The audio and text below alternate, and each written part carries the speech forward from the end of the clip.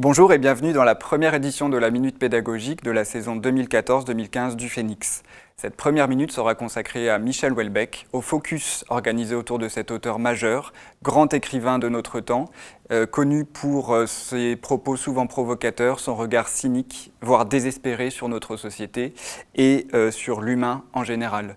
Le Phénix lui consacre un focus. Découvrons tout de suite le sommaire de cette minute. Cette minute pédagogique sera principalement consacrée aux particules élémentaires, spectacle mis en scène par Julien Gosselin et créé ici même au Phénix. Au sommaire de cette minute, je vous parlerai tout d'abord de Michel Houellebecq et de son œuvre, puis nous en viendrons à la création de Julien Gosselin, les particules élémentaires. Je vous présenterai Julien Gosselin et je donnerai quelques éléments d'analyse de son spectacle. Et nous terminerons enfin par les pistes pédagogiques. Michel Houellebecq est né en 1958 et comme il le dit lui-même, ses parents se désintéressent très vite de son existence. Il le confie à sa grand-mère paternelle dont il prendra le nom comme pseudonyme. Il vit d'abord dans Lyon, puis déménage en Seine-et-Marne où il est interne au lycée de Meaux. Il poursuivra ses études dans le secteur de l'agronomie et deviendra ingénieur. Sa carrière littéraire commence dès ses 20 ans, il fréquente des cercles poétiques et il écrit ses premiers poèmes qui seront publiés dans un recueil en 1985.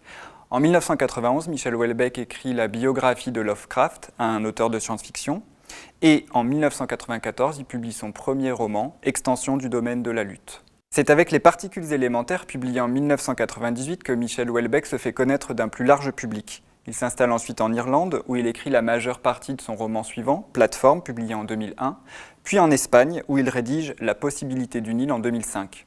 En 2010, il publie La carte et le territoire, le dernier roman en date qui obtient le prix Goncourt.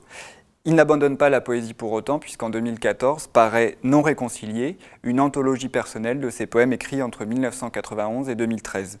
Romancier, poète, essayiste, chanteur même puisqu'il chante certains de ses poèmes dans l'album Présence humaine sur une musique de Bertrand Burgala.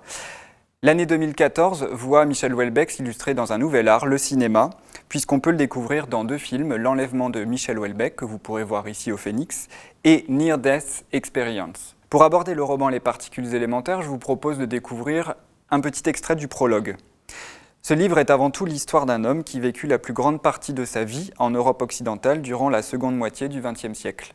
Généralement seul, il fut cependant, de loin en loin, en relation avec d'autres hommes. Il vécut en des temps malheureux et troublés. Le pays qui lui avait donné naissance basculait lentement, mais inéluctablement, dans la zone économique des pays moyens pauvres. Fréquemment guettés par la misère, les hommes de sa génération passèrent en outre leur vie dans la solitude et l'amertume. Les sentiments d'amour, de tendresse et de fraternité humaine avaient dans une large mesure disparu. Dans leurs rapports mutuels, ces contemporains faisaient le plus souvent preuve d'indifférence, voire de cruauté. Le roman raconte l'histoire de deux demi-frères, Michel Dzerzhinsky et Bruno Clément, qui vont traverser la fin du XXe siècle, des années 70 aux années 2000. Michel Houellebecq raconte leur enfance, leur adolescence parallèle, puisque s'ils ont la même mère, ils vont être confiés chacun à leurs grands-parents paternels respectifs. Leur mère est une sorte de hippie qui vit pleinement la libération des mœurs des années 70 et multiplie les expériences. En revanche, Michel et Bruno sont deux jeunes hommes très différents. Michel est un personnage qui, dès le début du roman, est décrit comme un être à part, quasiment en dehors du monde. Il se révèle incapable d'aimer Annabelle, cette jeune fille qu'il rencontre dans ses années lycée, qu'il retrouvera une vingtaine d'années plus tard. Chercheur en génétique de renommée mondiale, il participe à une révolution métaphysique majeure dans l'histoire de l'humanité, puisqu'il crée les néo-humains, des êtres débarrassés de l'angoisse de la mort et de la recherche perpétuelle des plaisirs. Bruno, quant à lui, est marqué dans son enfance par l'humiliation, des humiliations quotidiennes qu'il subit à l'internat et qui en feront un personnage terriblement complexé et angoissé. Son adolescence est quant à elle marquée par la découverte des plaisirs sexuels qu'il ne cessera de chercher de manière frénétique tout au long de sa vie. Il devient professeur de lettres, il s'installe à Dijon, se marie, puis divorce et rencontre Christiane dans un camp hippie, le lieu du changement. Cinquantenaire, Christiane élève seule son enfant et elle se mettra en quête, comme Bruno, de plaisirs toujours renouvelés et d'expériences toujours plus extrêmes. Au fil du roman, la vie de ces deux frères va être marquée par le décès de leurs proches, ce qui va les conduire à une solitude et à une détresse encore plus grande. Michel s'installe en Irlande où il va créer donc les néo-humains et Bruno, quant à lui, est interné dans un hôpital psychiatrique. Après ce résumé, quelques points caractéristiques du roman de Michel Houellebecq. Tout d'abord, on peut le lire comme une fresque sociale et politique. En effet, on suit l'évolution de la société de la fin des années 60 jusqu'aux années 2000-2010. L'évolution de la société donc, qui est marquée par la société de consommation, par une quête de jouissance absolue et toujours plus forte, par la fin des utopies également, 68 Ardes. Michel Houellebecq tient responsable ces utopies-là de la violence libérale de notre monde actuel. Et il n'hésite pas à dresser un parallèle entre les centres hippies des années 60 et les serial killers d'aujourd'hui. Fresque également, puisque tout au long du roman, nous suivons l'itinéraire de ces deux frères et nous nous rendons compte du lourd héritage qu'ils portent, celui de mai 68. Le roman de Michel Houellebecq est également caractérisé par la juxtaposition des styles. Il s'ouvre par un prologue, continue par un poème futuriste, avant d'arriver à la narration propre, c'est-à-dire l'histoire de Michel et Bruno. On y trouve également des énoncés purement scientifiques qui ressemblent à des pages Wikipédia et des passages qui ressembleraient plus à des monologues. Dernière caractéristique, c'est un roman d'anticipation puisqu'on assiste à la fin à l'avènement d'une nouvelle race, la néo-humanité. On retrouve cette caractéristique dans un autre roman de Michel Houellebecq, La possibilité d'une île, où Daniel 1 raconte sa vie, qui est commenté dans d'autres chapitres par Daniel 24 et Daniel 25, qui sont deux de ses clones. En 2009, à sa sortie de l'EPSAD, l'école du théâtre du Nord, Julien Gosselin fonde avec quelques-uns de ses camarades le collectif « Si vous pouviez lécher mon cœur ». Avant de créer les particules élémentaires, Julien Gosselin s'intéresse à deux textes dramatiques et il en assure la mise en scène. Le premier, Gênes 01, d'après Fausto Paravidino, et le deuxième, en 2012, Tristesse animal noir, un texte d'Anja Ealing. C'est ce dernier travail qui permet à la compagnie d'être repérée par l'équipe du Festival d'Avignon, où ils présenteront en 2013 les particules élémentaires, et ils se verront décerner d'ailleurs le prix de la révélation théâtrale de l'année. Dernier élément sur Julien Gosselin, sachez qu'il sera artiste associé du Phénix à partir de septembre 2015 et que dans ce cadre, vous pourrez donc découvrir la prochaine création du collectif, 2666, d'après un roman de Roberto Bolaño. Michel Houellebecq est un auteur qui est étonnamment très peu adapté en France, alors qu'il l'est beaucoup à l'étranger, notamment en Allemagne. Julien Gosselin évoque 4 raisons qui l'ont poussé, qui l'ont amené à adapter les particules élémentaires. La première, c'est le côté fresque, presque balsacien du roman. C'est une saga familiale. Julien Gosselin dit un roman fleuve qui couvre une longue époque et offre une galaxie de personnages. Le spectateur, à ce titre, est vraiment plongé dans cette saga familiale tout au long des 3h40 que dure le spectacle. Nous sommes au plus près de Michel et de Bruno. La deuxième raison est stylistique. Julien Gosselin évoque la façon dont le texte se déploie en entrelaçant des passages de poésie, de narration et de discours. C'est cette variété stylistique qui permet, selon lui, de créer le rythme du spectacle. Troisième raison et pas des moindres, Michel Houellebecq fait hurler de rire Julien Gosselin et il n'a de cesse depuis ses 16 ans d'essayer d'expliquer et de montrer au public à quel point l'œuvre de Michel Houellebecq peut être drôle. Enfin, Julien Gosselin est profondément touché par la poésie des textes de Michel Houellebecq et c'est cette émotion qu'il souhaite partager avec le public à travers ce spectacle. Dernier élément sur cette adaptation, Julien Gosselin a opéré un gros travail de montage du texte pour des questions de rythme évidemment et de durée. Il parle de montage mais pas de réécriture. Il assure que nous entendons sur le plateau 99% de Michel Houellebecq. Peu de travail de réécriture du texte de Houellebecq donc, mais un beau travail de création au plateau. Lorsqu'on lui demande pourquoi la vidéo, pourquoi la musique, pourquoi la danse en plus du texte, Julien Gosselin répond qu'il est né avec ces différentes disciplines et que la question finalement ne se pose pas, mais qu'elle va de soi. Sur le plateau, nous retrouvons assez peu d'éléments décor, les murs sont nus. Il y a seulement un praticable qui forme un U en fond de scène et qui permet un jeu de niveau. Ce praticable dégage également un espace de jeu rectangulaire au centre de la scène. Cet espace est dans la première partie du spectacle recouvert de gazon, ce qui permet un jeu de lumière, de brume pour évoquer l'aurore. Sur les praticables, nous retrouvons différents éléments de mobilier, fauteuils, tables, chaises des années 70. On retrouve également des instruments de musique puisque la musique est essentiellement jouée en live par les comédiens eux-mêmes. Cette bande-son est composée par Guillaume Bachelet dans un style plutôt pop, avec la reprise notamment de Night in White Satin des Moody's. Nous avons également de la musique enregistrée et elle joue un rôle important dans la mise en scène puisqu'elle permet de venir soutenir le texte et de lui donner une plus grande intensité encore.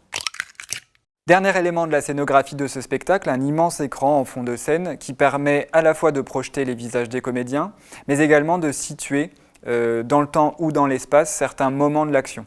Sur le plateau, vous retrouverez 10 comédiens qui ne quittent pas la scène et qui campent les différents personnages de cette fresque. L'un d'entre eux joue d'ailleurs le rôle de Michel Houellebecq lui-même.